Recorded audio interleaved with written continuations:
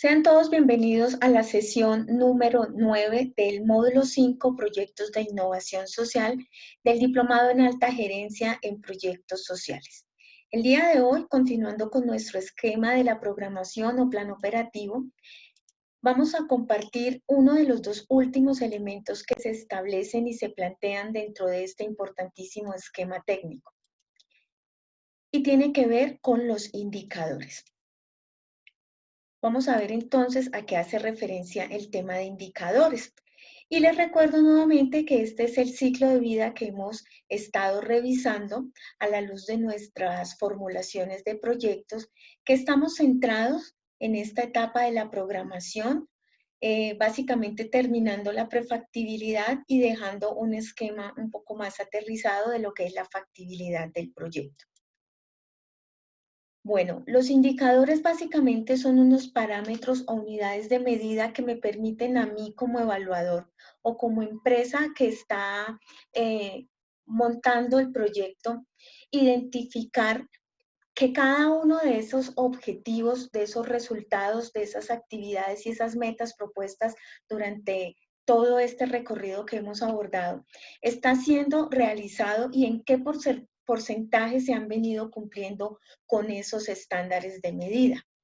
Un indicador, entonces, desde ese punto de vista, debe apuntar o debe contribuir a medir ese gran resultado final en alguno de esos tópicos que mencioné anteriormente.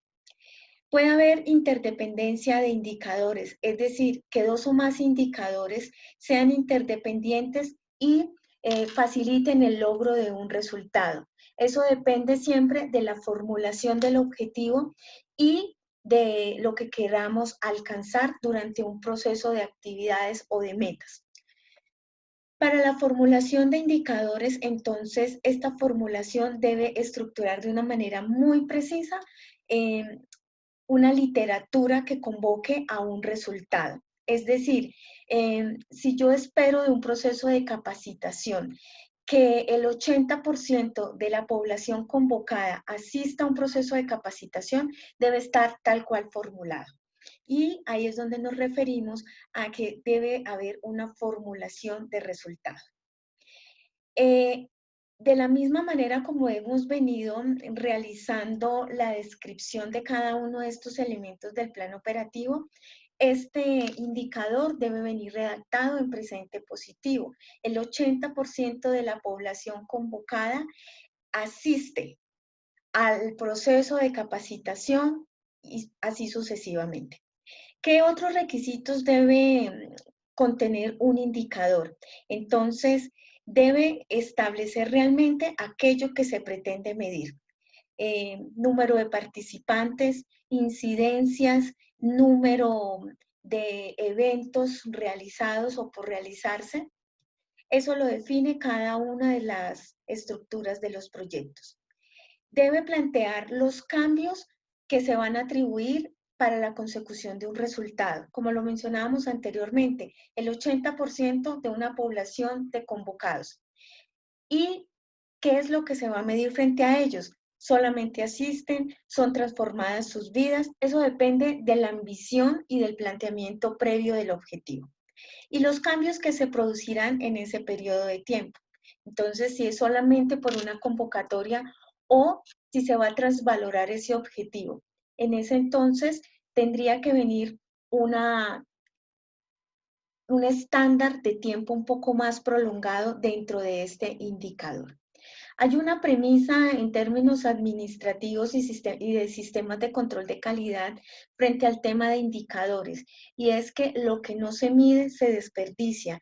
Ese es el eje fundamental de que existan indicadores en todos los procesos de la administración, pero fundamentalmente en estos procesos de proyectos de innovación social, porque recordemos que todo esto está concatenado con el tema presupuestal y debe dar fe y respuesta a todas estas exigencias. Vamos a ver entonces, a la luz del ejemplo que hemos venido desarrollando, cómo quedarían algunos indicadores que se plantearon para el ejemplo. En el caso del indicador, solamente se planteó un indicador para la actividad 1 y para el resultado número 1 de la etapa 1. Entonces, ¿a qué hace referencia? Vamos a subir un poquito y dice, el 80% de los jóvenes y adolescentes convocados mejoran sus conocimientos sobre género y prevención del embarazo en la adolescencia, así como sus competencias para el ejercicio efectivo de la participación. Ya la forma como se va a medir el cumplimiento estará determinado dependiendo de qué hemos propuesto y cómo hemos establecido esa metodología. Podemos evaluar el cumplimiento de ese 80% con una evaluación conceptual que le hagamos a los jóvenes frente a sus procesos de capacitación, con los 9 pliegos o los 9 documentos que van a realizar para presentarlos a entes municipales y territoriales posteriormente, o sencillamente observando y posteriormente realizando un proceso de sistematización donde las personas que están en torno a estos jóvenes capacitados nos dan testimonios de tipo cualitativo acerca de los cambios que han tenido los chicos después del proceso de capacitación. Entonces, dependiendo de la metodología que se haya planteado en la estructura del proyecto para evaluar estos indicadores o por lo menos para determinar el cumplimiento, se aplicarán los instrumentos necesarios para dar testimonio de la existencia o no, el alcance o no de este indicador. Y así sucesivamente, para cada una de las actividades mínimo tenemos un indicador que nos va a medir de acuerdo a los objetivos planteados, los alcances conseguidos durante el proceso del arranque y puesta en marcha de nuestro proyecto. Los invito a que entonces revisemos el documento. Como les digo, está cargado en la carpeta de material de consulta para que lo revisemos, lo analicemos y si tenemos dudas, con mucho gusto estoy para servirles y orientarles. Bueno, esto no es todo por hoy. Les tengo una sorpresita porque sé que la deben estar extrañando y antes de irnos quiero compartirles un hermoso video con un mensaje bastante simpático, justo que hace referencia a este tema de la importancia de medir, de la importancia de tener un sistema de medidas en cualquier proyecto y en cualquier ámbito donde nosotros nos encontremos. Con ustedes, Por una jarra de vino, del escritor Jorge Bucay, español. Había una vez otro rey. Era el monarca de un pequeño país llamado Principado de Ubilandia. Su reino estaba lleno de viñedos y todos sus súbditos se dedicaban a la elaboración del vino. Con la exportación a otros países, las 15.000 familias que habitaban Ubilandia ganaban suficiente dinero para vivir bastante bien, pagar los impuestos y hasta darse algunos lujos. Hacía ya varios años que el rey estudiaba las finanzas del reino. El monarca era justo y comprensivo. No le gustaba la sensación de meterle la mano en los bolsillos a los habitantes de Ubilandia. Por eso, hacía grandes esfuerzos para encontrar la manera de reducir los impuestos. Hasta que un día tuvo la gran idea. El rey decidió abolir los impuestos. Como única contribución para solventar los gastos del Estado, el rey pediría a cada uno de sus súbditos que una vez al año, en la época en que se envasaran los vinos, se acercaran a los jardines del palacio con una jarra de 1 litro del mejor vino de su cosecha, y que vaciaran en un gran tonel que se construiría para tal fin y en aquella fecha el contenido de su jarra. De la venta de estos 15.000 litros de vino se obtendría el dinero necesario para el presupuesto de la corona, para pagar los gastos sanitarios y para solventar la educación del pueblo. La noticia corrió por el reino a través de bandos y carteles en las principales calles de las ciudades. La alegría de la gente fue indescriptible. En todas las casas se alabó al rey y se cantaron canciones en su honor. En todas las tabernas se alzaron las copas y se brindó por la salud y la larga vida del buen rey. Desde temprano empezaron a llegar de todo el reino las familias enteras de los vinateros con su jarra en la mano del cabecera de la familia. Uno por uno subían la larga escalera que conducía a la cima del enorme tonel real, vaciaban su jarra y bajaban por el otro lado, al pie de la cual el tesorero del reino colocaba un escudo con el sello del rey en la solapa de cada campesino. A media tarde, cuando el último de los campesinos vació su jarra, se supo que nadie había fallado. El enorme barril de 15.000 litros estaba lleno. Del primero al último de los súbditos habían pasado a tiempo por los jardines y vaciado su jarra en el tonel. El rey estaba orgulloso y satisfecho. Al caer el sol, cuando el pueblo se reunió en la plaza frente al palacio, el monarca salió a su balcón aclamado por su gente.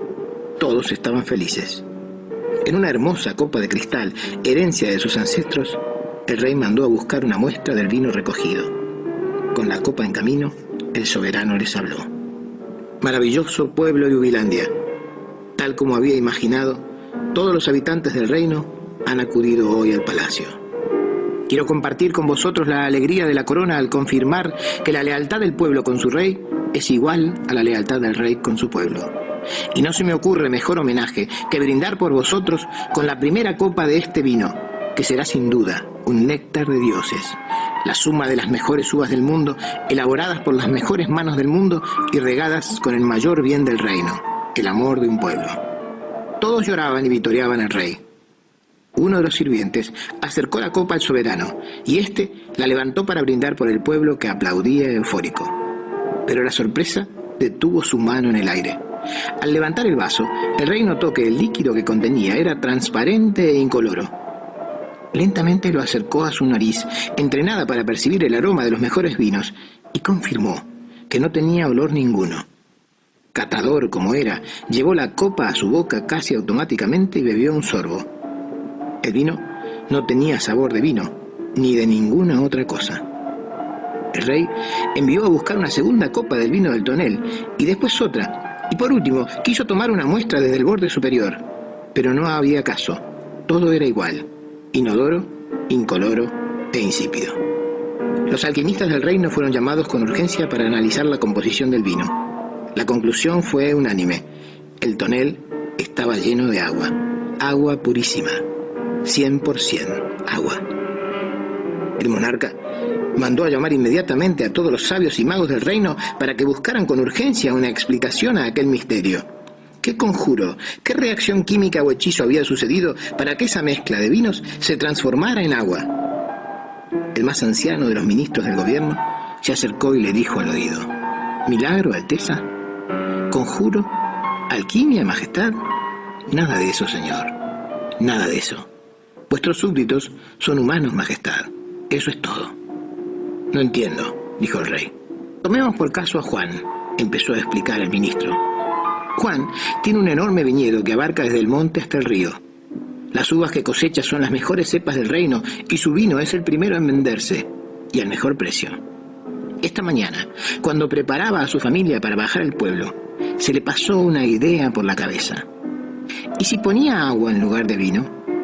¿Quién podría notar la diferencia?